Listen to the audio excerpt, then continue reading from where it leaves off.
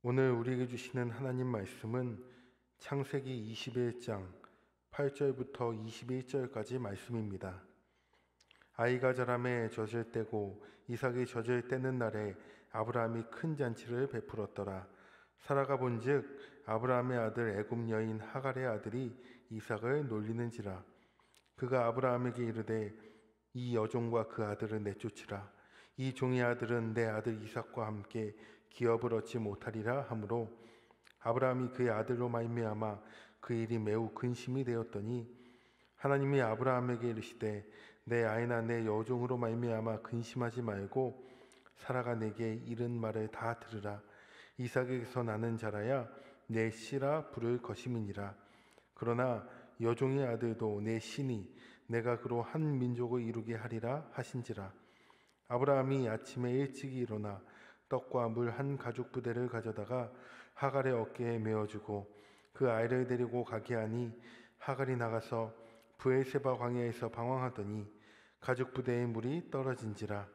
그 자식을 관목덤불 아래에 두고 이르되 아이가 죽는 것을 참아보지 못하겠다 하고 화살 한바탕 거리 떨어져 마주 앉아 바라보며 소리내어 오니 하나님이 그 어린아이의 소리를 들으셨으므로 하나님의 사자가 하늘에서부터 하갈을 불러 이르시되 하갈아 무슨 일이냐 두려워하지 말라.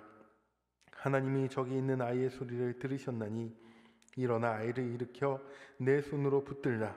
그가 큰 민족을 이루게 하리라 하시니라. 하나님이 하갈의 눈을 밝히셨으므로 샘물을 보고 가서 가죽 부대에 물을 채워다가 그 아이에게 마시게 하였더라. 하나님이 그 아이와 함께 계심에 그가 장성하여 광야에서 거주하며 활 쏘는 자가 되었더니 그가 바란 광야에 거주할 때에 그의 어머니가 그를 위하여 애굽 땅에서 아내를 얻어 주었더라. 아멘. 오늘 이 아침 하나님 앞에 나오신 우리 성도님들 가운데 하나님 주시는 은혜와 평강이 함께 하시기를 바랍니다. 오늘 우리가 읽은 이 본문 말씀을 통해 순종과 불순종, 그 이후 우리의 삶이 어떻게 될지에 대한 모습을 먼저 살펴보고 다시 한번 하나님 앞에 순종하는 우리가 되기를 소망합니다. 이삭이 자라 젖을 때쯤에 아브라함은 큰 잔치를 열었습니다. 그런데 그 자리에서 사라는 이스마엘을 눈여겨보고 있었습니다. 이삭은 자라면서 이복형인 이스마엘과 자주 놀았지만 이날따라 그 모습이 사라의 눈에는 매우 거슬렸습니다. 본문에 놀리다라는 뜻으로 번역된 히브리어 동사 차크는 놀리다라는 부정적 의미만 있는 것이 아니라 웃다, 놀다라는 중립적 의미도 함께 가지고 있습니다. 그래서 이 표현만으로는 이스마엘이 이삭과 놀았는지 놀렸는지 거기에 대해서 정확히 알기 어렵습니다. 하지만 어느 쪽이라 할지라도 그 사라의 눈에 몹시 거슬렸다라는 거예요. 왜 그럴까요? 그 이스마엘이 자기 아들 이삭의 경쟁자로 보였기 때문입니다. 아브라함의 기업을 이삭이 다 이어받아야 하는데 이스마엘이 눈에 보이기 시작한 것입니다. 그래서 그녀는 남편에게 그 여종 하갈과 이스마엘을 집에서 내쫓자라고 요구합니다. 사라는 자기 아들 이삭을 위해서라면 어떻게 악해질 수 있는지, 사람이 어디까지 내려갈 수 있는지를 우리에게 보여주고 있습니다. 사라의 이러한 강청이 아브라함에게는 몹시 고통스럽고 괴로운 근심이 되었을 것입니다. 왜냐하면 이스마엘도 아브라함의 아들이기 때문입니다. 자식과 헤어지는 것, 자신의 아들과 떨어지는 것, 그것은 아비에게는 상처요, 아픔 아니겠습니까? 하지만 오늘 말씀에 읽었던 것처럼 하나님께서 이스마엘을 끝까지 지켜주시겠다는 그 약속을 통해 사라의 요청을 아브라함은 들어줍니다. 이스마엘은 사실 아브라함이 하나님의 뜻에 불순종해서 얻은 아들 아닙니까? 하나님의 약속을 믿지 못하고 인간의 방법으로 행하다 얻게 된 아들입니다. 만약 아브라함이 하나님의 말씀을 끝까지 믿고 기다리고 기도했다면 오늘날 이와 같은 일은 일어나지 않았을 것입니다. 이처럼 우리가 하나님의 말씀을 불신하고 기다리지 못하면 그 결과는 갈등, 근심일 수밖에 없습니다. 불순종의 결과는 결국 이렇게 좋지 않은 모습으로 우리에게 부메랑으로 돌아올 수밖에 없는 것입니다. 때로 하나님의 약속이 더디 이루어지는 상황과 마주할 때면 우리는 아브라함과 같이 인간의 방법으로 생각으로 결정하고 행할 때가 얼마나 많이 있습니까? 그러한 유혹을 하루에도 수십 번씩 받지 않습니까? 그러나 하나님의 말씀을 기다리지 않고 우리의 지혜와 판단으로 조급하게 행한다면, 성급하게 행한다면 오히려 그 결과는 근심과 고통이라는 것을 깨달으시기 바랍니다. 하나님의 뜻을 기다리고 그 뜻에 기꺼이 순종하는 것이 결국 우리 문제를 해결하는 가장 빠르고 확실한 것임을 이 시간 믿으시기를 축원합니다. 이스마엘은 아브라함의 불신의 열매였습니다. 그럼에도 하나님께서는 그 이스마엘을 끝까지 책임져 주시겠다고 약속하셨습니다. 이스마엘을 광야로 내보내는 것은 아브라함에게 결코 쉬운 일은 아니었겠지만 아브라함은 하나님의 뜻에 순종하여 그 일을 했습니다. 황량한 광야, 메마른 땅, 물과 풀이 없는 그곳으로 아들을 내보내야 하는 그 부모의 마음, 어느 누구도 자식을 고생시키고 싶은 부모가 어디 있겠습니까?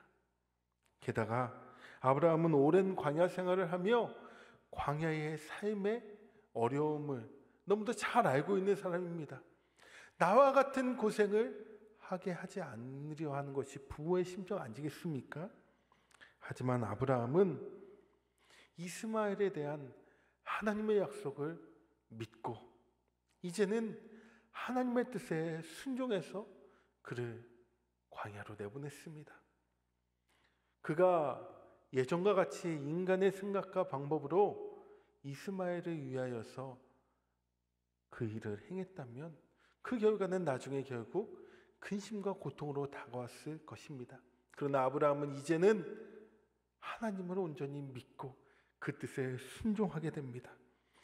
아버지의 그 사랑을 내려놓고 하나님께 온전히 맡기게 됩니다. 이렇게 광야로 쫓겨난 하갈이 가축 부대에 물이 다 떨어지자 하나님이 그 하갈과 그 이스마엘의 울음소리를 들으시고 천사를 보내 위로하시며 새 힘을 주셨습니다. 하나님은 아브라함에게 약속하신 내용대로 이스마엘과 하갈을 끝까지 책임지셨습니다. 신실하게 행하셨습니다. 그러므로 사랑하는 성도 여러분, 아무리 인간적으로는 하나님의 뜻이 이해되지 않는다 하더라도 하나님의 뜻이라면 그 뜻에 순종하는 여러분 되시기를 바랍니다.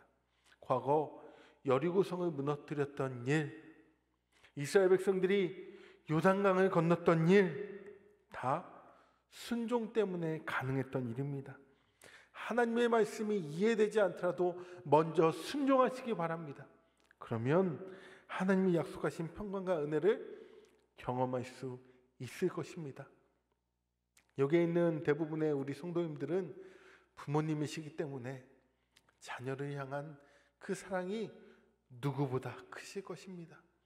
그 자녀를 이 땅 가운데 고생시키지 않고 편안하게 또한 안락하게 누리며 우리 자녀들이 고생하지 않는 길을 선택하고 싶은 것이 우리 부모의 심정일 것입니다.